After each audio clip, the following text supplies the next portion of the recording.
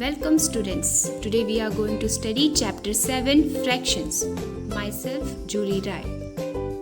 So let's first see what are the topics which we are going to cover in this video. First topic is fraction as a part of a whole. Second topic is representation of a fraction. Third one is fraction as a part of a collection, and in the end we are going to study what are numerators and denominators. So let's just start with our first topic, which is fraction as a part of a whole. So before understanding what is fraction, have you ever heard about the words half, quarter, 3/4, 2/3? They are all representing a fraction. So if you have this apple and you want to give this apple to your friend, so you decided to divide this into two equal parts. So they are the two parts. So what are the parts called? They called as 1/2. 1/2. So the definition of fraction is a fraction is a number that stands for a part of a whole object or a collection of objects. Now let's understand how 1/2 is written. 1/2 is written as 1/2. Here you can see the circle is divided into two equal parts. Each part is representing 1/2. So if I ask you a question that how many 1/2s are there in a whole, your answer will be 2. Now if you have let's understand what is 1/3 or 1/3. The figure is divided into three equal parts here. One part is shaded, and this shaded part representing 1/3. 1/3 is written as 1/3. So if I ask you again the question that how many 1/3s are there in a whole, your answer is 3. 1, 2 and 3. Now we are going to learn how to color 1/2 of each of this figure. So it's very simple. We will color the one part of this figure, and this is called as 1/2. You have to shade one part of the figure.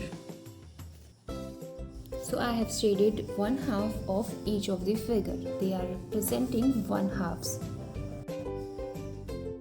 Now let's learn how to color the 1/3. So here you can see the figure is divided into three equal parts. So you have to color the one part of the figure which is representing 1/3. Now let's shade the 1/4 in all of the figures here. What you do, there are 4 parts, so you will color the one part again here. So this represent 1/4. Now you have understand how to color 1/2, 1/3 and 1/4. So you can do this practice.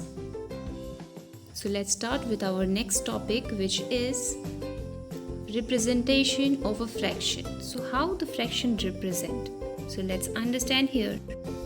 The shaded part, let's write the fraction of the shaded part. Here you have already understood this is 1/2. Here this is representing 1/3, and here the three parts are shaded, so you will write 3/4. You can also read this as 3/4. Now let's take a question here. You can see this figure. The question is, in how many equal parts is the figure divided? You can easily count it. There are 6 parts in the figure is divided. 1, 2, 3, 4 and 5 and 6. So now the second question is, how many parts are unshaded? As you can see, this part and this part is not shaded, so we will write here 2 part is not shaded. The next question is, write the fraction for the unshaded part. So how many parts are not shaded? So 2. So you will write here 2/6. And the last question is, write the fraction of shaded parts. So there are 1, 2, 3 and 4 boxes are shaded. So you will write here 4/6. So now let's start with our another topic, which is fraction as a part of a collection. Now look at the collection of dolls. three dolls are separated by drawing a line, and the separated dolls on the left side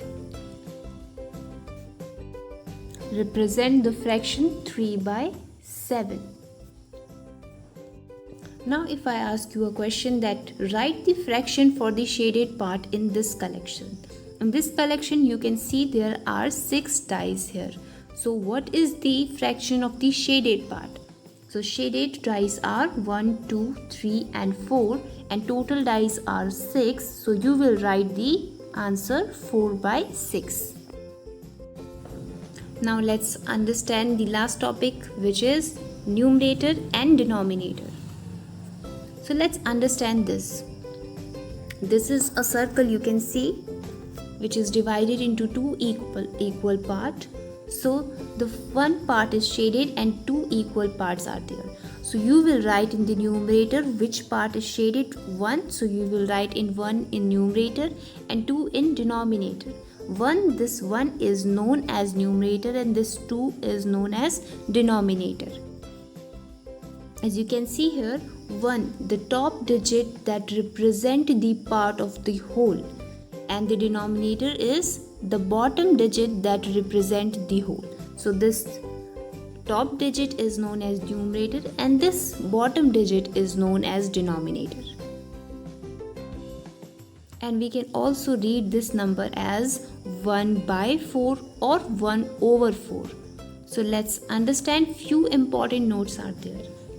First note is 0 by 5 is a fraction in which numerator is 0.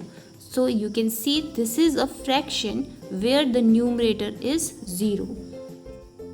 Second important note is there is no fraction whose denominator is 0. If we take an example like 5 divided by 0, 5 by 0, here you can see the denominator is 0. What you consider this as no fraction. This is not representing a fraction. Whenever the denominator is 0 like 2 by 0, you will also not consider this as a fraction. Now let's understand the third note here. When the numerator and denominator are equal, the fraction represent the whole or a 1.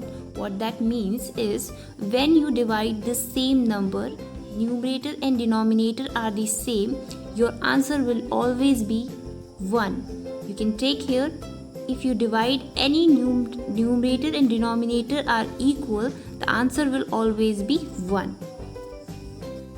Now I think you all have understood by now what is numerator and what is denominator. So let's start and read this problem and try to solve this word problem. Question is here that Gitika bought 12 toffees. She gave 7 toffee to her daughter. What fraction of toffee did she give to her daughter? So how you solve this problem? First understand here that Gitika bought 12 toffees. So how many total number of toffees are there? 12. And how many number of toffees that she gave to her daughter? She gave 7 toffees to her daughter. So the question is here that what is a fraction what she gave to her daughter? She gave 7 toffees. So the fraction here is 7 by 12. In the denominator you write the total number of toffees and the numerator you will write the considered number of toffees, which is the 7. So the answer is here 7 by 12. Now after solving this problem we have reached to the end of our video. Thank you so much for watching the video.